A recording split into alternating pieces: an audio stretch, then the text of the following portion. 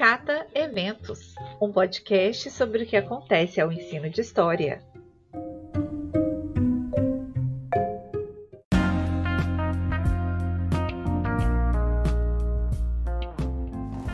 Bom dia, boa tarde ou boa noite, a depender do tempo no qual você escolheu ouvir esse podcast. Neste episódio, conversamos com a professora Vitória Fonseca sobre o incêndio na Cinemateca Brasileira. No quadro Esse é para Salvar, a professora Margarida Oliveira nos apresenta o livro Dicionário de Ensino de História, organizado por ela e pela professora Marieta Ferreira. Já o professor Rogério Arruda divulga a próxima temporada do podcast Vozes da História. Ao final deste episódio, o William traz alguns destaques da agenda do ensino de história para os próximos dias. O Cata Eventos é uma produção do Laboratório de Práticas em Ensino de História, o LAPEIS, da UFVJM. Eu sou Rosiane Bechler e quem dá voz comigo a essa ideia é o William Bonetti, da Universidade do Estado de Minas Gerais, Unidade Campanha.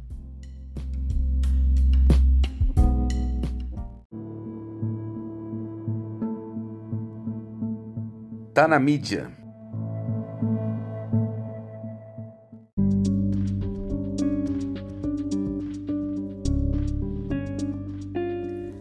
No dia 29 de julho de 2021, o galpão da Cinemateca Brasileira ardeu em chamas. E junto com ele, parte das narrativas que representam e compõem nosso passado. A tragédia anunciada tem impactos históricos e culturais. De acordo com a reportagem da Folha de São Paulo, baseada no manifesto assinado por trabalhadores da Cinemateca, há perdas consideráveis do acervo documental, que guardava registros de órgãos já extintos, como a Empresa Brasileira de Filmes, Embrafilmes, o Arquivo do Instituto Nacional do Cinema, INC, e o Conselho Nacional de Cinema, CONCINE, além de parte do acervo do Arquivo Tempo Glauber. Já do acervo audiovisual, as perdas também são irreparáveis. Matrizes de filmes de publicidade, ficção, documentais se desfizeram em chamas. Fora os danos ao acervo de equipamentos e mobiliários de cinema, fotografia e processamento laboratorial. Itens de inestimável valor museológico, mas que também ainda eram utilizados em reparos que dependiam de maquinários que já não são fabricados mais.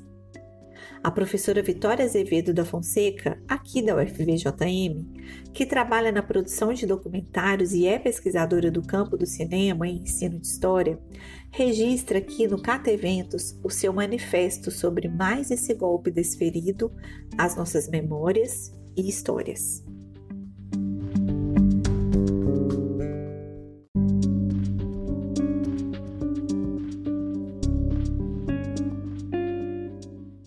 Muitas imagens em movimento, registradas em películas, nas quais contém nitrato de prata, um material altamente inflamável, sobreviveram a muitas situações.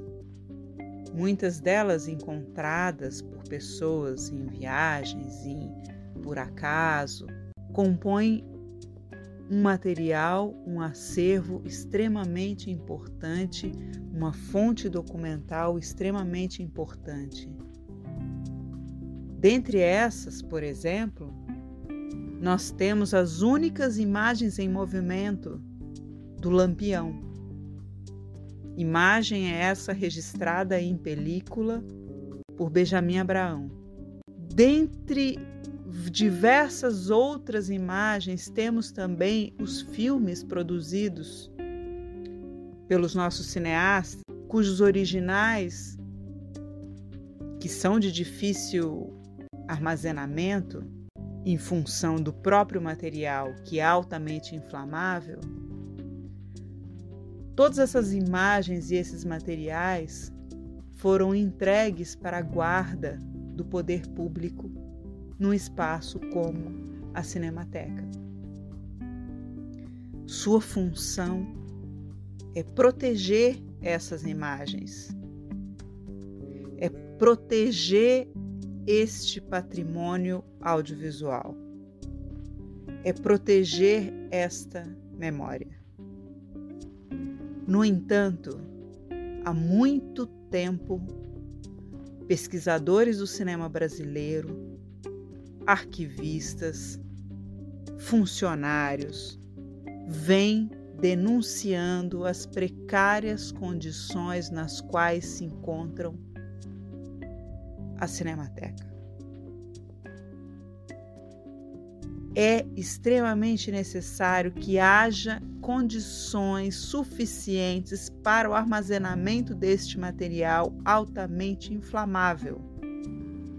E essas condições não vinham sendo cumpridas. Muitas denúncias, muitos alertas. Mas diante de toda a situação que vivemos nesse país na atualidade, essas condições chegaram num limite de total descaso, de falta de infraestrutura, de falta de funcionário, de abandono, de demissões de pessoas qualificadas para cuidar do espaço e do acervo. Vimos uma Cinemateca abandonada. Com a notícia da Cinemateca pegando fogo, a primeira coisa que muitas pessoas pensou certamente é uma tragédia anunciada, e muito anunciada, porque era absolutamente previsível que, se as coisas continuassem do jeito que estava, era exatamente isso que aconteceria. E agora, obras importantíssimas, materiais importantíssimos, simplesmente perdidos nas chamas. Obrigada, Vitória, por essa fala, que é também um desabafo e um manifesto a nos lembrar do quão vigilantes precisamos ficar. Daqui, damos mais um giro até o nosso próximo quadro.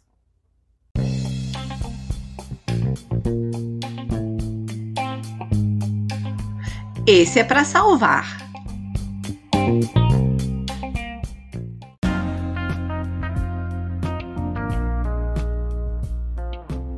O livro Dicionário de Ensino de História, publicado em 2019, foi organizado pelas professoras Margarida Oliveira, da Federal do Rio Grande do Norte, e Marieta Ferreira, da Federal do Rio de Janeiro.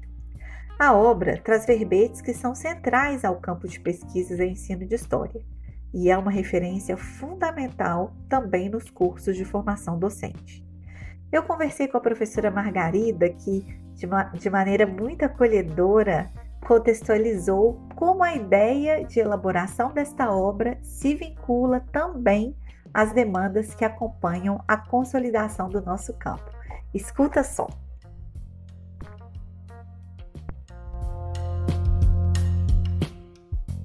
A ideia de um dicionário de ensino de história começou quando eu era representante de história da Comissão Técnica do Programa Nacional de Livros Didáticos e trabalhando com o meu companheiro de trabalho, professor Itamar Freitas, da Universidade Federal de Sergipe, nós constatávamos a dificuldade de os avaliadores dos livros didáticos que não eram do campo do ensino de história se inteirarem das discussões que eram travadas nesse campo.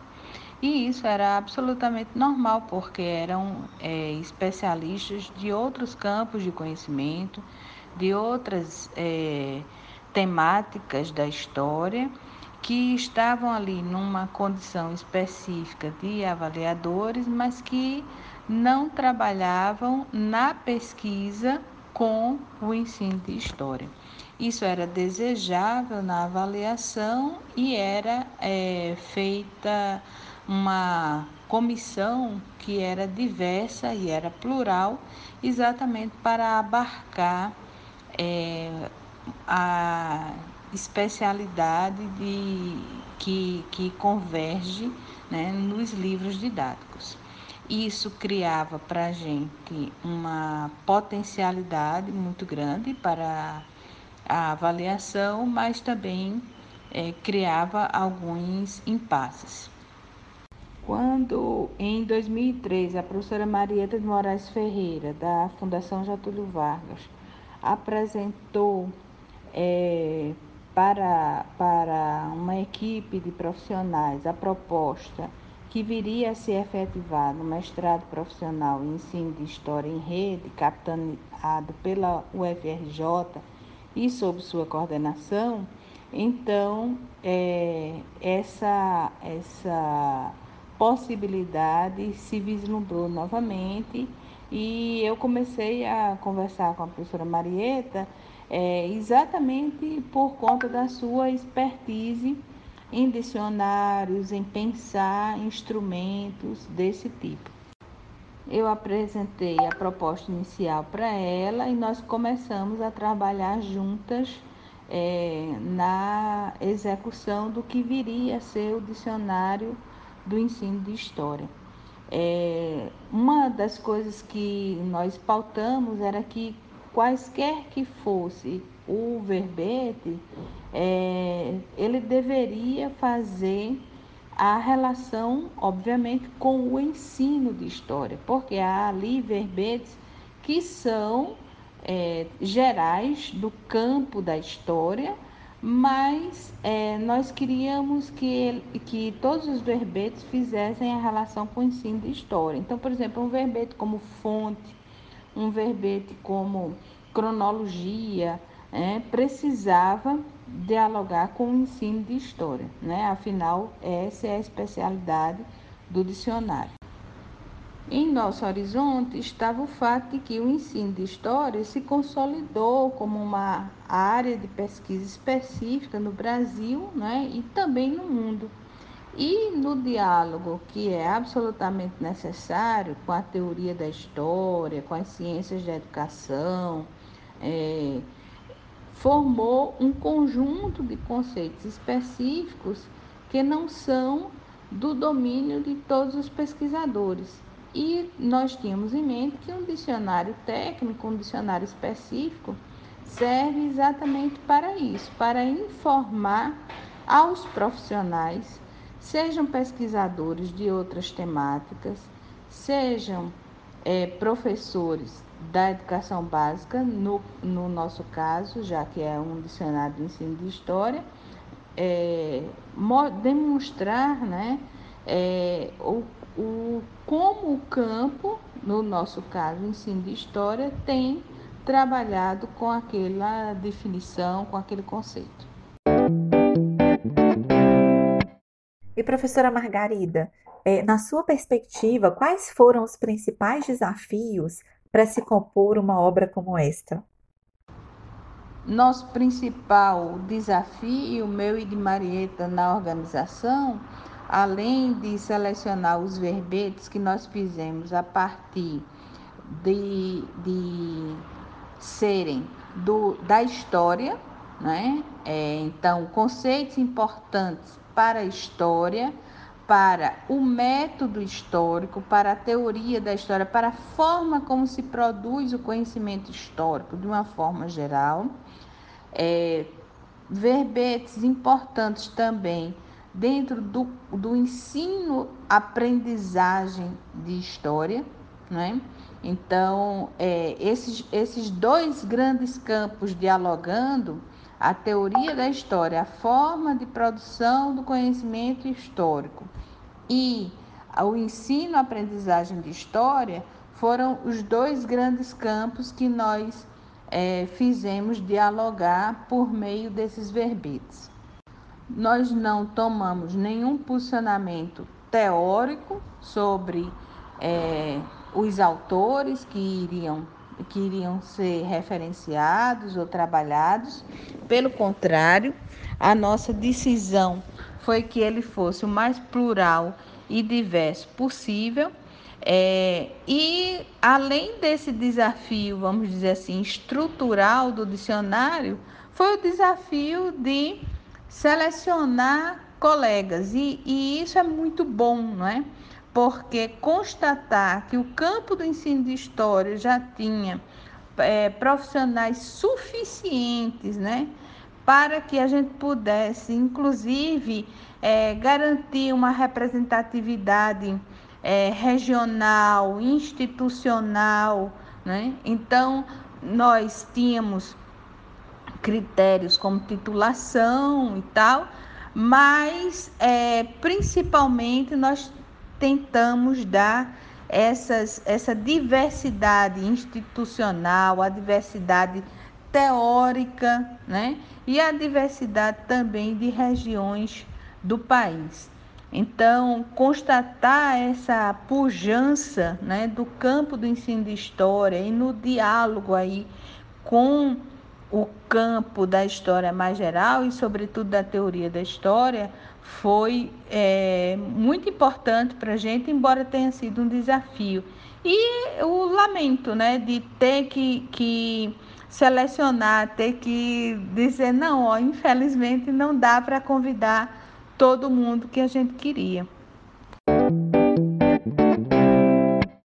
Para fechar essa conversa, né, como não pode deixar de ser, eu aproveito para lhe perguntar: por que o livro Dicionário de Ensino de História é para salvar? O fato de até o ano de 2019 não existir um dicionário do ensino de história já seria justificativa suficiente para a realização dele, né? E também para a gente ter salvo esse material, né? Para hoje ser um material que vale a pena salvar. Mas, além disso, ele tem objetivos muito claros no sentido de subsidiar o professor das séries iniciais, né? Do 1º ao 5º ano, que não são formados em História, na sua grande maioria, são professoras também, na sua maioria, professoras formadas em Pedagogia, né? É importante um material desse para a sua formação continuada e ajudando a compreender as discussões específicas a uma área que é a História e o ensino de História. Por outro lado, também procura subsidiar o professor das séries finais e do ensino médio, né? Das séries finais do ensino fundamental, no caso 6º ao 9º ano, e do ensino médio, que, mesmo sendo formados em História, nos seus cursos de graduação, muitas vezes não tiveram acesso a essa discussão do campo específico do ensino de História. Mas, mais importante ainda, o dicionário do ensino de História, ele é muito importante para o professor das instituições de ensino superior que formam professores das licenciaturas em História, dos cursos de Pedagogia, né? Para que ele, não sendo profissional que pesquisa sobre o ensino de História, compreenda, acesse informações sobre temáticas que ele precisa trabalhar para formar os professores e que o campo do ensino de História tem discutido. Ressalto esse ponto porque é muito importante que as graduações em História, né, e também as graduações em Pedagogia, que formam professoras e professores que vão atuar para formar esses profissionais que atuam principalmente do 1º ao 5º ano, no sentido de eles dialogarem com a produção do conhecimento acadêmico nesta área, né? É muito importante que a gente ultrapasse a formação de professores pautados somente pelas nossas experiências e pelas referências que nós temos dos profissionais que foram nossos professores.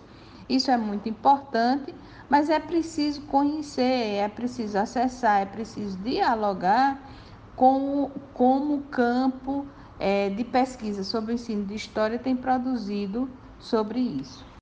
O resultado são 38 verbetes, né? Com uma publicação que tem uma média de 250 páginas, um trabalho que tem sido bastante referenciado. Nós consideramos que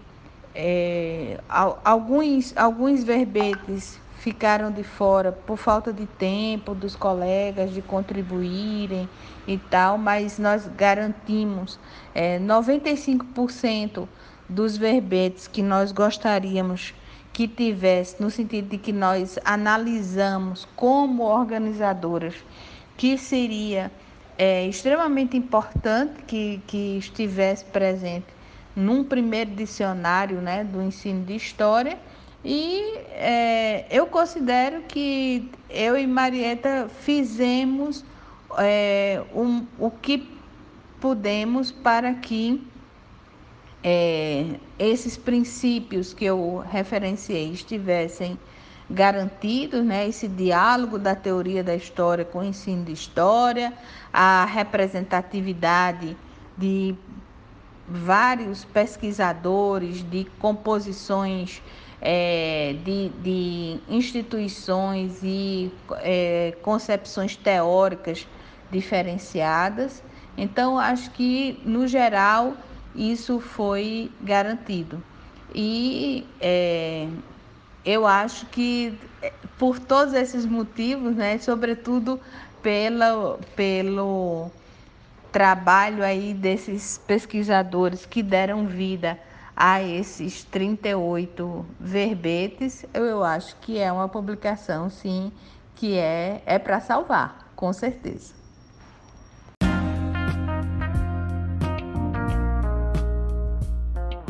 Pessoal, a obra Dicionário de Ensino de História é uma publicação da Fundação Getúlio Vargas e está disponível tanto na versão impressa como em e-book.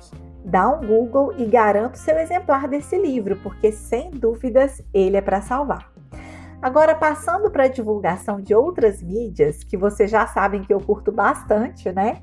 Eu gostaria de lembrar aqui um dos nossos primeiros episódios, no qual eu divulguei o podcast Vozes da História, que é um trabalho desenvolvido pelo professor Rogério Arruda, junto a discentes da graduação e da pós-graduação aqui na Faculdade Interdisciplinar em Humanidades da UFVJM.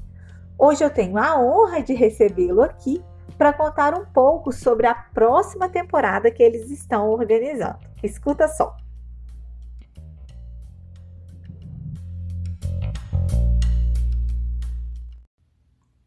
Olá pessoal do Cata Eventos, aqui é Rogério Arruda, coordenador do projeto de extensão Vozes da História, que produz o podcast Diamantina em Histórias, Versos e Prosas. Estou passando aqui para convidar vocês para acompanharem a segunda temporada do nosso podcast, que estreia no dia 12 de agosto, uma quinta-feira. Serão 8 episódios que tratam sobre arte e artistas em Diamantina. No primeiro, falaremos sobre a pintura colonial no Arraial do Tijuco. No segundo, sobre as sibilas e os véus quaresmais em Diamantina. Já no terceiro, trataremos da música em Diamantina, Lobo de Mesquita e a música barroca nas Minas Gerais. O quarto e o quinto estão dedicados à fotografia, aos fotógrafos Chichico Alckmin e ao Assis Horta. O sexto episódio trata do órgão antigo da Igreja do Carmo. O sétimo, da literatura diamantinense nos séculos XIX e XX. Já no oitavo, falaremos das festas do Divino e do Rosário em Diamantina. Não deixem de acompanhar nossos episódios nas principais plataformas de áudio. Enquanto aguardam a estreia da nova temporada, podem ouvir os episódios da primeira. Vocês nos encontram também no Instagram e no Facebook. Um abraço.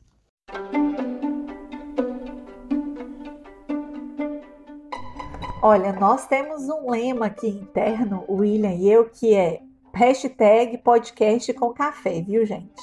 Então fica a dica, escolham seu programa e deixa rolar aí de fundo para fruir essas bonitezas todas. Mas antes tem mais uma dica, ó. Já no fechamento dessa edição, a minha colega a professora Betsy Abra me mandou um post de um Instagram que é pura boniteza.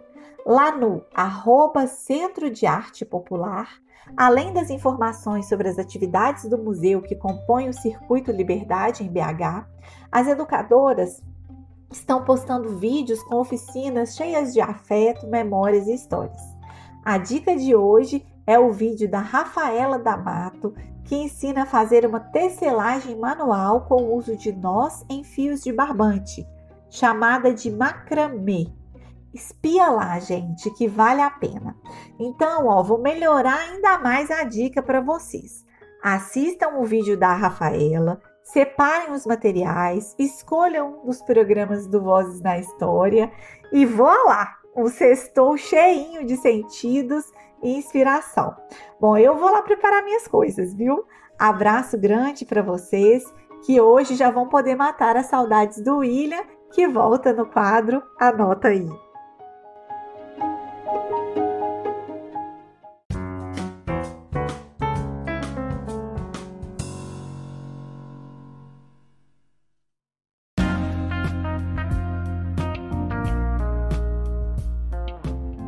A agenda para os meses de agosto, setembro e outubro estão recheadas de boas discussões. Marque aí na sua agenda. No dia 14 de agosto, às 10 horas da manhã, ocorrerá o Círculo de Cultura Online, conversas sobre Karl Marx e Paulo Freire, e será promovido pela Faculdade de Educação da Universidade do Estado de Minas Gerais. O evento ocorrerá pela plataforma Teams. Para maiores informações, acessar o Instagram oficial da FAI-UMG. Entre os dias 1 de setembro e 16 de outubro, ocorrerá a 25ª Jornada de Ensino de História e Educação do GT de Ensino de História e Educação da AMPU, Rio Grande do Sul, com o tema O que faz o ensino de História na luta antirracista? As inscrições para comunicadores já estão encerradas, mas como ouvinte, você pode se inscrever até o dia 1º de setembro. Estão previstas diferentes mesas temáticas que abordam a educação antirracista e o ensino de história, relações étnico-raciais, o que as instituições de ensino federais estão fazendo nesta luta antirracista, entre outras temáticas e abordagens. Para maiores informações, acessar o Instagram oficial GT Ensino de História. Entre os dias 20 de agosto e 3 de setembro, ocorrerá a 4ª temporada do programa Chão da História, promovido pela ABE. Esta 4ª temporada está intitulada Direitos Humanos, Gênero e Patrimônio, Diálogos Possíveis e Necessários com o Ensino de História. A temporada contará com convidados de norte a sul do Brasil. O tema das mesas serão Direitos Humanos, Liberdade de Expressão e Opinião e os desafios da docência no ensino de História na educação básica. Gênero, Sexualidade e Ensino de História. É possível uma escola igualitária em tempos difíceis? E Patrimônio, Memória e Ensino de História, entre desafios e resistências. Os eventos ocorrerão nas sextas-feiras, a partir das 5h30 da tarde, pelo YouTube. E para maiores informações, conferir o Instagram oficial Chão da História. A revista EBR, Educação Básica Revista, está com chamada para a submissão de artigos em seu dossiê temático intitulado Horizontes de Expectativas sobre a Formação Docente, Experiência dos Estágios Supervisionados em Tempos de Ensino Remoto. As submissões seguem abertas até o dia 1º de outubro. Para maiores informações, acesse o site educaçãobasicarevista.com.br.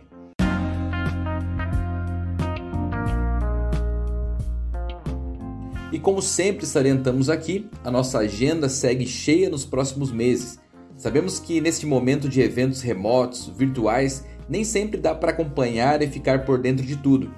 Mas sempre que estiver na dúvida sobre qual evento ou quais eventos participar, lembre-se sempre de nosso podcast Cata Eventos. E eu fico por aqui, divulga este podcast, compartilhe com seus colegas, alunos, professores, professoras, para que possamos juntos contribuir para a reflexão e a divulgação histórica. Um grande abraço e até o próximo episódio.